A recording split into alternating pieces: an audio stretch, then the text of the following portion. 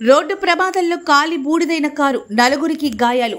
శ్రీ పొట్టి శ్రీరాములు నెల్లూరు జిల్లా సంగం సమీపంలో సంగం కలిగిరి రహదారిపై తెల్లవారుజామున రోడ్డు ప్రమాదం చోటు చేసుకుంది.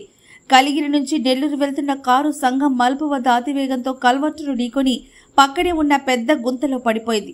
కారు బోల్తా పడిన వెంటనే కారు నుంచి మంటలు వ్యాపించాయి. కారులో ఉన్న నలుగురిని గమనించిన స్థానికులు బయటకు తీశారు. కారులో ప్రయాణిస్తున్న నలుగురిలో ముగ్గురికి మంటలు వ్యాపించి తీవ్ర గాయాలయ్యాయి. వారిని హుటాహుటిన 108 వాహనంలో ఆత్మకూరు జిల్లా ఆసుపత్రికి తరలించారు. వీరు నెల్లూరుకు చెందిన క్రాంతికుమార్, రేవంత్, జశ్వంత్, అజయ్ కుమార్ గా గుర్తించారు. పోలీసులు కేసు నమోదు చేసి దర్యాప్తు చేపట్టారు.